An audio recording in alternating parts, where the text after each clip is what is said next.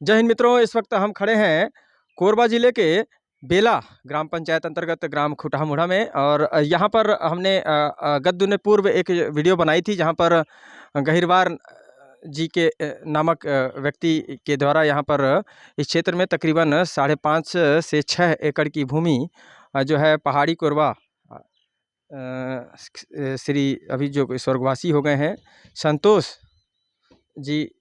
कोरबा की जो है वहाँ पर लेन देन की गई थी। और उनका भुगतान का भी मामला हम इस खबर पर लगातार काम कर रहे हैं और उनका भुगतान का मामला एक सामने आया है कि एक मतलब हैरान कर देने वाले तथ्य हमने खोज निकाले हैं। और हमने इस पे खबर पर मेहनत की है कि पहाड़ी कोरबाओं के साथ जो लगातार शासन प्रशासन ये दत्तक पुत्र हैं, हमारे राष्ट्रपति की दत्तक पुत्र हैं, और इनके साथ इस तरह से जो है कहीं ना कहीं जो है एक तरह से छल जो है किया जाना और उनको अंधेरे में रखना, उनको अंडर एस्टिमेट करना, यह कहीं ना कहीं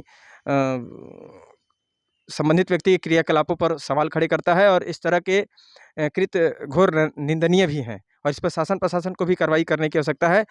जांच करें, क्योंकि इस मामले में एक तो आदिवासी ज़मीन को एक जनरल व्यक्ति खरीद नहीं सकता। अगर वह किराए में भी लेता है, रेंट भी पटाता है, तो उसका भी एक मापदंड होता है। संबंधित परिवार का भरण पोषण होना चाहिए उस किराए में, उसका शोषण नहीं होना चाहिए। तो किस तरह का प्रलोभन देकर, किस तरह से गुमराह करके लगातार जो है इन लोगों के द्वारा जो है बड़े पैमाने पर आदिवासी क्षेत्रों में भ्रमण करके उनकी ज़मीनों को हथियाने का जो है गोरख धंधा चल रहा है, इस पर हमने एक खबर बनाने का जो है प्रयास किया है। एक मामला सामने आया है। इस वक्त हम ये गांव के पंच हैं। क्या नाम है सर आपका? बुधान राम। तो बुधान राम भैया, ये जो बताइए किस गाँव में आप हैं? खुटामुड़ा क्या हैं आप यहाँ पे? पंच हैं। ये ग्राम पंचायत बेला में आता है? बेला में आता है। तो भैया ये जो गहिरवार जी जो लिए हैं ज़मीन, वो कितना ज़मीन लिए थे? वो लिया है 5 एकड़। तो जब 5 एकड़ का ज़मीन लिए तो जब नापी हुआ तो कितना एकड़ निकला? वो 6.5 एकड़। और नापी कौन करवाया? हम ही लोग करवाए हैं। और उस समय पटवारी तहसीलदार हाँ। कौन आया था? पटवारी आया था? हाँ, साहू जी पटवारी आए थे। और ये किनका ज़मीन है वो? संतोष का। संतोष पहाड़ी कोरबा है? पहाड़ी कोरबा है। वो आपके रिश्ते में क्या लगते हैं? बड़ा बेटा है। माने रिश्तेदार हैं वो? हाँ। तो वो हाल फिलहाल में क्या उनकी मृत्यु हो गई है? मृत्यु हो गई है। कब हुआ? ये अभी बारिश का 3 माह। माने 1 साल भी अभी नहीं हुआ है तकरीबन? नहीं हुआ है। और उनकी पत्नी अभी कहाँ है? वो सार बाहर में है। उनके कोई आद औलाद बच्चे हैं क्या? एक ठो बच्चा है। उनका लालन पालन कैसे हो रहा है कुछ? अब पता नहीं सर अभी कैसे हो रहा है। अभी हम तो सार बाहर में कौन है वहाँ? वहाँ उसका नानी है। कोई रिश्तेदार है? नानी घर में है? हाँ हाँ। तो नानी वहाँ मतलब हाँ कुछ मायके है वो। मायका है वो। हाँ। तो वो अपने नैहर में रह रही है मजबूरी में। तो यहाँ पर तो उनका जमीन था ही, तो फिर वो मायके क्यों रह रही है? यहाँ पे जमीन कोई नहीं है बचा? बचा नहीं है, जमीन पूरा बेच दिया है। ये गहिरवार जी को? हाँ। तो कितने में बेचने का बात हुआ है? वो अब ये तो बोल रहा है कि 15 लाख में लिया हूँ, और संतोष जो बोला कि नहीं मैं 1.5 लाख रुपया पाया हूँ। माने संतोष जी जो जमीन के मालिक थे, जो मर गए, जिनका स्वर्गवास हो गया बीते 4 महीने पहले, तो उनका कहना था मैं तो 1.5 लाख पाया हूँ। हाँ, 1.5 लाख पाया हूँ। और इनका कहना है कि हमने 15 लाख दे दिया है। 15 लाख दे दिए हैं। उनकी पत्नी जो जीवित है हाँ। संतोष जी की, वो उनका क्या कहना है? कितना पैसा पाए? वो भी बोल रहा है कि हम 1.5 लाख रुपया पाए हैं। तो फिर ये बीच का पैसा गया कहाँ? या तो फिर ये नहीं दिए हैं, झूठ बोल रहे हैं। हाँ, झूठ बोल और या फिर कुछ लोग यहाँ पर एजेंट लोग आए थे। एजेंट कौन कौन आए थे? एजेंट बेला कचार का है।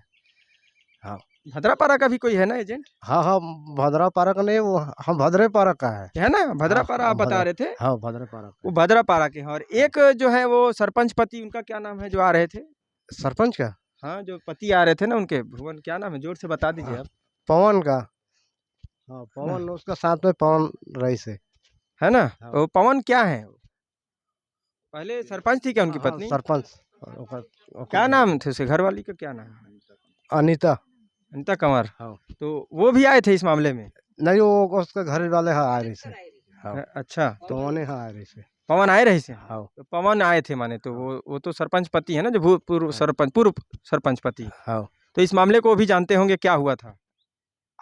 जब आए थे तो उनको मालूम होगा उनको? हाँ हाँ। क्या इस मामले में? हम अल्लाह कुछ मालूम ही नहीं है। और आप लोगों को पैसा इतना मालूम है कि नहीं दिए? नहीं दिया है। हाँ। तो ये है। तो अभी आप लोग क्या चाहते हैं? अब कहा चाहिए तो साहब हम कहे पैसा तो मतलब अब वो तो देना चाहिए भाई, जब 15 लाख में लिया है तो कम से कम देना चाहिए ना भाई। यहाँ तो पूरा हैं? मकान बढ़िया बना रहे हैं, मैंने देखा हाँ है। बना लिया है, बढ़िया मौजूद बना लिया है मकान। हाँ तो कहीं ना कहीं वह झूठ बोल रहे हैं हाँ, झूठ गहिरवार जी। हाँ झूठ बोला था। ये संतोष जो है पहाड़ी कोरबा के जो है ये हाँ बड़े पिताजी हैं, हाँ और वह अभी इस दुनिया में नहीं रहे, जिनकी ज़मीन को गहिरवार जी के द्वारा छलपूर्वक कहना चाहिए। हाँ भाई इल्ज़ाम तो इनके हाँ परिजन लगा रहे हैं कि छलपूर्वक ज़मीन को ले लिया गया है, हाँ और उनके पूरे पैसों को भी आज पर्यंत तक नहीं दिया गया। 1.5 लाख तक ही हासिल है। हाँ 1.5 लाख। इनके सारे रिश्तेदार हैं। आइए हम एक रिश्तेदार उनकी बड़ी अम्मा से भी पूछते हैं। बड़ी अम्मा जय जुहार। ये बताइए, ये किसका ज़मीन था वो जो है? संतोष की तो है। तो वो पैसा जो है जितना देना था, 15 लाख का बात हुआ था क्या? हाँ तो 15 लाख कर तो बात करते ना हैं? दिए पैसा वो लोग? तो अब हम नहीं देखे हन भाई ना? हैं। और पूछे तो कितना पैसा बोले संतोष जी?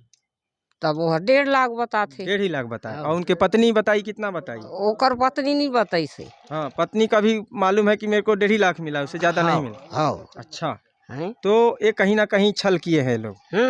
हाँ, हाँ धोखेबाजी और छल पूर्वक इस तरह से देखिए।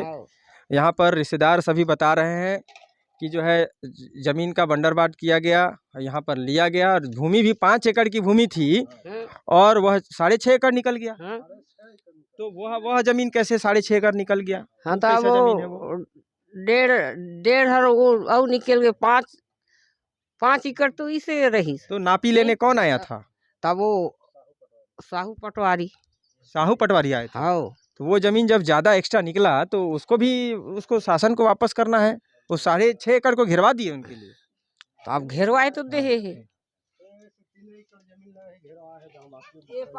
अभी माने अब अभी जो ज़मीन है वो सभी उन्हीं के कब्जा में है। हाँ अभी ओकर 6.5 एकड़ उन्हीं के गहिरवार जी के कब्जा में। हाँ गड़ी। और गहिरवार जी कहाँ के आए हैं, कहाँ से हैं वो? वो भी तो भद्रेपारा के है, वो कहाँ ओकर घर वो है। अच्छा, जो एजेंट लाया इन्हीं को लाया है अपने पड़ोसी समझ के? हाँ हाँ हाँ बालको से हैं? बालको से तो है। बालको के एम्प्लॉई थे क्या ये? हाँ बालको का अच्छा, सेवानिवृत्त बालको एम्प्लॉई हैं ये गहिरवार जी, और रिटायरमेंट के पश्चात जो है वह यहाँ पर बसने का प्रयास कर रहे हैं। और कहीं ना कहीं एक पहाड़ी कोरबा के घर में उन्होंने इस तरह की सेंधमारी की है कि जहाँ पर बताइए कि अगर इनके परिजन बता रहे हैं कि इस तरह से जो है छल किया जा रहा है, लगातार जो है छल किया जा रहा है, पैसे का बंदरबाट किया गया। आज उनके छोटे बच्चे हैं, उनका रोता बिलखता परिवार है।